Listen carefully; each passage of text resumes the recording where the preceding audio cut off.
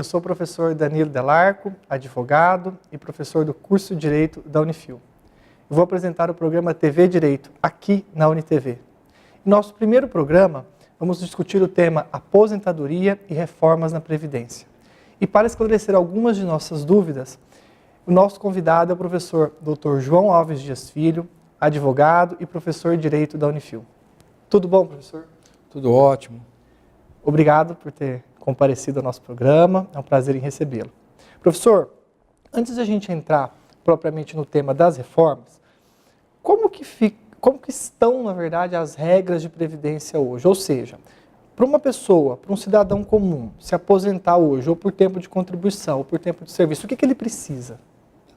Então vamos lá, tema bem atual, tema interessantíssimo na atualidade, as pessoas têm muito interesse em saber sobre regras de aposentadoria. Vamos entender o que está em vigor hoje, o que de fato está acontecendo no Brasil. Primeiro, para se aposentar hoje no Brasil, por tempo de contribuição, exige um tempo mínimo de contribuição, ou seja, você precisa pagar um mínimo para poder se aposentar. O homem, para se aposentar por tempo de contribuição hoje, precisa recolher 35 anos e a mulher 30 anos, sem exigência de idade mínima. Ou seja, se você conseguir comprovar que contribuiu durante 35 anos, se for homem, ou 30 mulher, consegue se aposentar por tempo de contribuição. Isso é para se aposentar por tempo de contribuição. É possível também se aposentar por idade, que é uma outra espécie de aposentadoria. Para se aposentar por idade, aí precisa de uma idade mínima, que no caso do homem é 65 anos e a mulher 60 anos. E também não basta ter só a idade, precisa ter um mínimo de contribuição, que são 15 anos. Ou seja, para se aposentar por idade, o homem tem que ter contribuído no mínimo 15 anos e ter 65 anos de idade. A mulher tem que ter contribuído no mínimo 15 anos e 60 anos de idade. Entendi. O rural tem alguma diferença também? Boa pergunta. Se for trabalhador rural, para aposentar por idade, ele tem um redutor na idade. Ou seja, a mulher da lavoura se aposenta aos 55 anos e o homem aos 60 anos, ou seja, 5 anos a menos. Entendi, perfeito. Professor, parece que nós tivemos algumas alterações em relação ao benefício do auxílio-doença e da invalidez. O que realmente mudou? O que o cidadão tem que ficar atento em relação a esses dois pontos? A gente agora, no começo de julho agora de 2016, teve uma medida provisória que alterou algumas regras no benefício do auxílio-doença e da aposentadoria por invalidez. Basicamente, eles tornaram um procedimento que era administrativo, que era a alta programada do INSS, agora ela é judicial. Ou seja, para quem quer receber auxílio-doença, que é um benefício por incapacidade temporária, o médico perito do INSS, ele já fixa uma data de concessão e uma data de cessação de benefício. Ou seja, ele fixa até quando você irá receber o benefício. E isso também é importante porque se for processo judicial e o médico perito não fixar isso, a pessoa vai receber por, no máximo, 120 dias. Nossa, então tem que ficar bem atento em relação Sim, a isso. E uma outra situação da medida provisória que está gerando bastante discussão aí é porque o INSS vai fazer uma convocação para quem já vem recebendo auxílio-doença ou aposentadoria por invalidez. Professor, e corre o risco da pessoa não receber essa convocação e se cortarem o benefício dela? Não, pela medida provisória só irá ser cortado depois que a pessoa for convocada e ela não compareceu, não justificar, aí sim o benefício pode ser cessado. Ou seja, mas para ser cessado tem que ter tido a convocação e a pessoa não compareceu ou não justificou a ausência na perícia. Entendi. Nós fizemos algumas entrevistas, nossa equipe foi às ruas e fez algumas entrevistas. Vamos ouvi-las e nós já voltamos com o comentário do professor João. A princípio eu vejo com bons olhos. Acho que no passado as pessoas se aposentavam muito cedo e numa época em que podiam produzir mais, né? Então acho que vem em boa hora. Eu só acho também que eles vão ter que tomar um pouco de cuidado com essas regras de transição, né? Principalmente com pessoas que começaram a trabalhar muito cedo ou na zona rural, né? Então não sei como que isso vai ser abordado, mas a princípio eu acho muito bom. Interessante essa observação, né, em relação principalmente a essa questão da transição. Antes que o senhor comente essa questão da transição, o que realmente o Estado ou o governo está querendo alterar nas regras de aposentadoria? As principais alterações que o governo pretende fazer e que quer tentar aprovar já esse ano? Então, por enquanto não tem nada já enviada ao Congresso, é só especulações, vamos dizer assim, mas o governo quer fazer pelo menos uma mini reforma na Previdência. E basicamente eles querem igualar idade para homem e para mulher, ou seja, na questão da aposentadoria por idade, que a gente estava falando agora há pouco, que existe uma diferença entre homem e mulher, que é igualar isso daí, e além disso, é evitar que a pessoa se aposente sem ter uma idade mínima, que é o caso da aposentadoria por tempo de contribuição, ou seja, criar uma idade mínima na aposentadoria. Quem que seria o maior prejudicado com essas supostas ou prováveis alterações? Principalmente quem está próximo a se aposentar e não tem essa idade mínima que hoje não é exigida, ou seja, que tenha só 35 anos e está próximo a completar isso, e se criarem uma idade mínima, provavelmente será atingido em cheio. Porque é importante lembrar que em direito previdenciário, o direito adquirido, ou seja, para você ter direito a essa regra antiga, você tem que implementar todos os requisitos e não utilizar. Ou seja, não basta você só começar a contribuir que você já tem um direito adquirido. Não, em Previdência Social, o direito adquirido é mais do que isso. Você tem que ter completado todos os requisitos. E geralmente, quando a pessoa completa todos os requisitos, ela já pede o benefício, ela não fica aguardando. Entendi. Então, assim, pessoal, em torno de mais ou menos, o quê? 50 anos. Eu acho que vai ser a faixa que vai ser mais seria mais atingida. afetada. Exatamente. Vamos ver mais uma entrevista e depois voltamos com o comentário do professor João. Olha, eu acredito que a reforma é importante, mas uma coisa que eu acho que é mais importante, acima de todos, é igualar as aposentadorias, chamadas aposentadoria pública especial, com a comum do trabalhador normal. Em relação às mulheres e os homens, daqui a um tempo eles estão buscando também que todos aposentem aos 70. O senhor acha que também é válido? Não sei se é aos 70, mas eu acho que todos deveriam ser iguais. Que hoje a mulher vive mais que o homem, tá? Então, por que tem que ter essa diferença? Mais um ponto interessante, né, professor? Essa questão de igualar público com privado e a idade de homem e mulher, mas 70 anos. É possível essa possibilidade de 70 anos?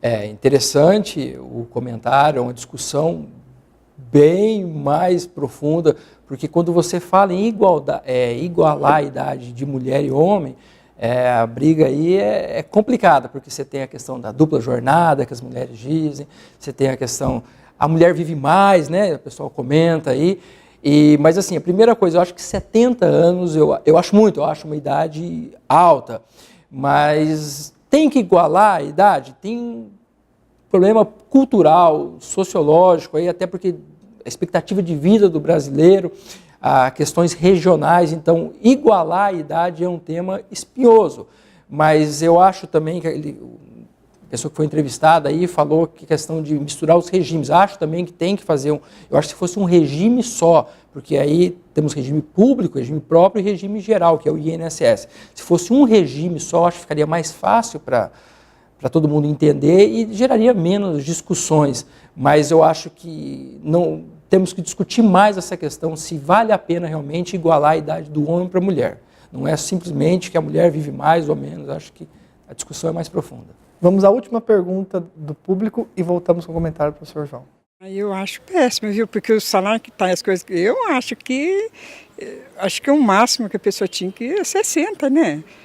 Porque eu acho que se os governos, quantos anos o governo aposenta? Em quantos anos eles aposentam? Né? Eu acho que tendo tempo de contribuinte, esses 30 anos, eu acho que é mais do que o suficiente. Professor, interessante, né? Todas as questões bem interessantes, né? E essa última, em especial, a gente percebe como que a sociedade não se conforma ou não quer agora a reforma, né? A gente sabe que é necessário, mas em relação à questão dos políticos, né? Quanto tempo que eles precisam para se aposentar? É diferente o regime deles, né? Tem alguma previsão de alteração para eles? Como é que fica? Sim, esse tema aí é um tema espinhoso.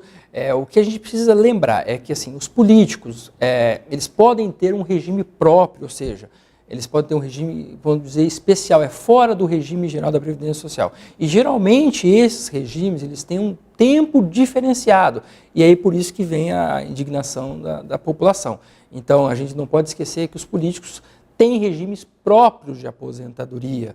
Por isso, e para evitar esse tipo de discussão, por isso que era interessante ter um regime único, né? Tanto para o pessoal da iniciativa privada como o pessoal de concurso de servidor público, para evitar esse tipo de discussão aí. Entendi. Professor, eu tenho umas duas perguntas um pouco mais técnicas, em especial para o pessoal da área jurídica que esteja nos assistindo, né?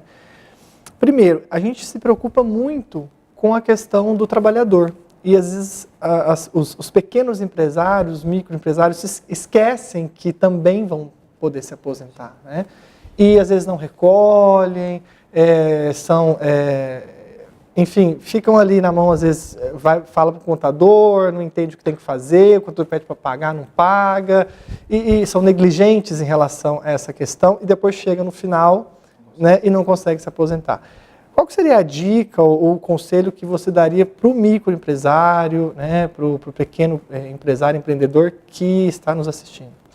O principal é lembrar que a aposentadoria é pagamento, é contribuição. Se você quiser se aposentar, no Brasil você precisa contribuir. Então, o governo criou algumas alíquotas reduzidas, o que facilita o microempreendedor recolher, pagar, mas o que ele precisa saber? Se ele quiser um dia se aposentar, ele tem que pagar, ele tem que contribuir para a Previdência Social, ele tem que recolher INSS, para só então, no futuro, ele poder se aposentar. E não só aposentar, para se eventualmente ele precisar de um benefício por incapacidade, um auxílio-doença, ele ter a cobertura previdenciária. E a última pergunta é em relação... Hoje nós temos muitas ações trabalhistas, né, em razão dessa crise, e a gente está tendo... estão se acionando a Justiça do Trabalho como nunca se acionou antes, né? Então a Justiça do Trabalho está com uma demanda muito grande de processos, né? E em decorrência disso saem muitos acordos trabalhistas, né? E eu, como advogado trabalhista, sei que tem que ter um cuidado muito grande aí.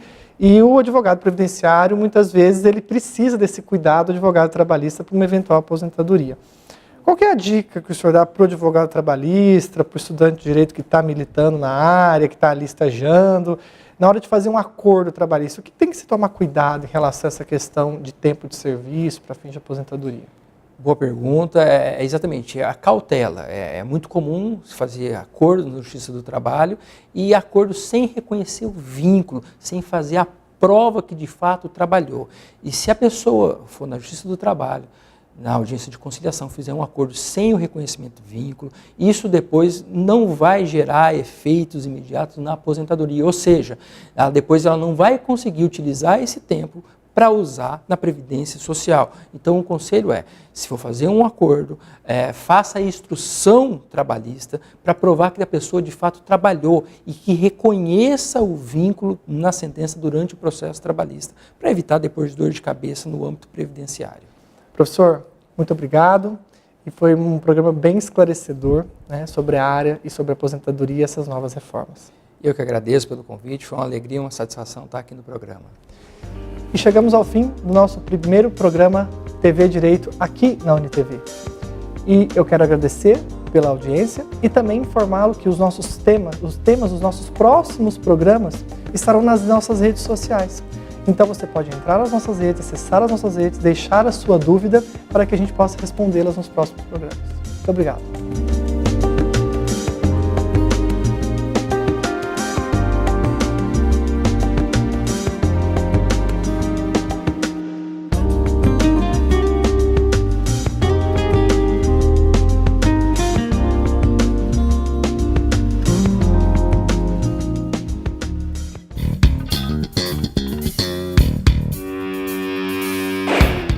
Tá desempregado? Tá procurando uma profissão? Na Unifil Técnicos você tem a preparação profissional que as empresas precisam. São 11 cursos técnicos nas áreas de saúde, estética e cosmética, serviços e infraestrutura. Turmas no período noturno, com centenas de vagas. A qualidade da Unifil agora também nos cursos técnicos, no mesmo formato do Pronatec. A inscrição é gratuita e a mensalidade cabe no seu bolso. Não perca tempo. www.unifiltecnicos.com.br ou 3375-7580.